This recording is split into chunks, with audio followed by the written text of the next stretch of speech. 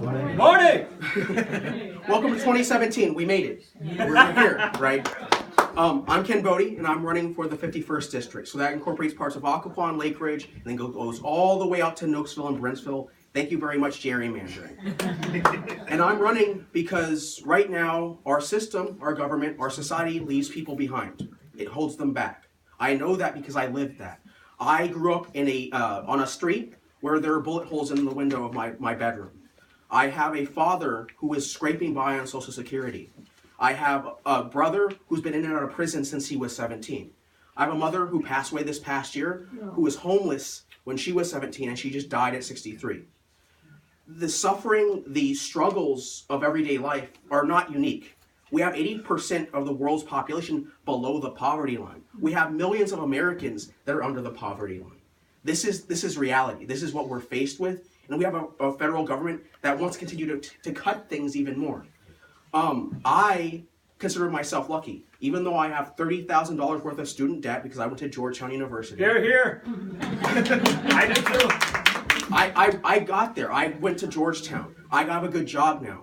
But that wasn't because I worked hard. I made good decisions. I stayed out of the criminal system. Those things helped, yes. But I was lucky. And I don't think you need to be lucky in order to make it in America or Virginia. I was able to get there because I had these two friends in high school that their parents took me under their wing. They took me on a tour of colleges on the Eastern Seaboard. They showed me that there was a different path there. There's a path to progress in your life. And again, I only made it there because I was lucky. You shouldn't be lucky to be able to make it there. So what I would say to you is that we need legislators in Richmond that actually make opportunities for working everyday people to make progress in their lives. Not just hold them back, not just keep them down, not just keep everyone divided, but actually allow them to move forward. And that's why when I see the kinds of bills that our opponents are putting forward, it infuriates me deeply. I'll give you an example. My opponent, Rich Anderson, what is he doing to improve the lives of those 11,000 people who are waiting to get Medicaid vouchers? Nothing. He would rather spend his time voting on bills that punish women and their doctors for exercising their right to choose. When I ask you about transportation, I know a lot of folks like Elizabeth, they spend every morning going up to DC or Arlington or Alexandria.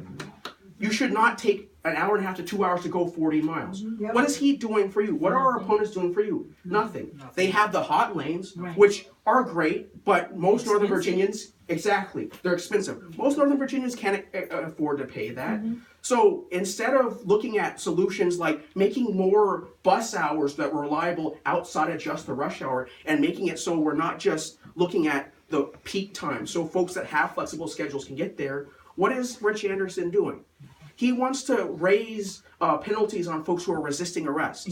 Last time I checked, that wasn't a problem here in Prince William County. Oh, fun fact, Rich Anderson and a lot of our opponents take money from the private companies that administer those hot lanes.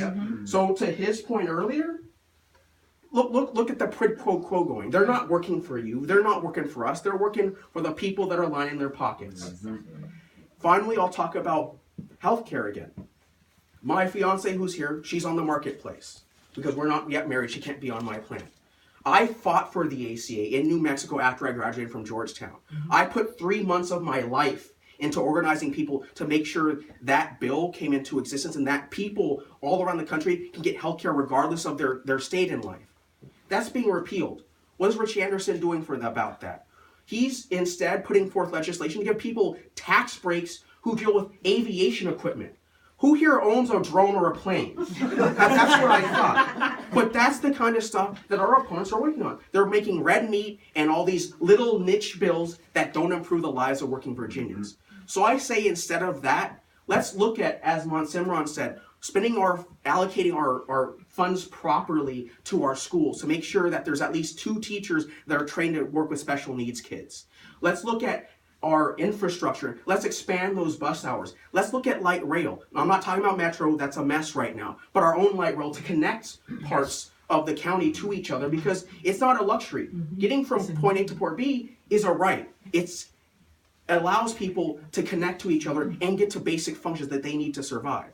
Let's look at criminal justice reform, where instead of just, teaching kids to test and getting mad at them when they drop out of school and they go into a life of crime, let's look at training them for vocational training. Let's look at training them for technical training. Let's look at getting ahead of that and teaching them how to be adults. And if they do fall, they do get pushed down like my brother in, we rehabilitate them, we redeem them. We don't just punish and lock them away for the rest of their lives. Because we're Virginia, we're America.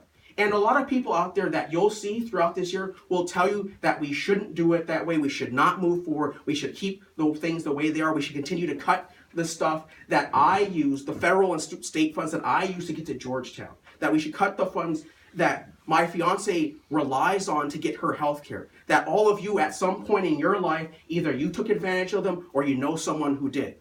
They will tell you that we should keep things are and we should cut more and cut more. But I will tell you this. Yes, as Virginians, we've had our history of oppression, of slavery, of the Confederacy, of holding people back. But I will tell you this. During massive resistance, Virginia elected the first black man to the General Assembly. Right. Not long after that, folks who couldn't get married just because of the color of their skin were able to do that. Yes. Not long after that, Virginia elected the first black governor in our nation's history. Not long after that, in the grand scheme of things, we elected the first black president twice, and we would have elected who would have been the first female president last year. So when people tell you that Virginia doesn't stand for progress, don't believe them, because it's encoded in our DNA as Virginians. It's written into the revolutionary start of this state and of this nation. So what I will say to you is, together, like Montclair said, like Lee said, we will come together this year and show that Prince William and Virginia, we don't stand for all the things that we saw last week or last year, or all the rumblings and all the mire and miasma that's risen up as a result of that. Virginians stand for progress. So with that, I will leave you with, we will need all of you. We will need your dollars. We will need you as door knockers, because the only way for us to unseat these incumbents is if we have people power against money power. Thank you.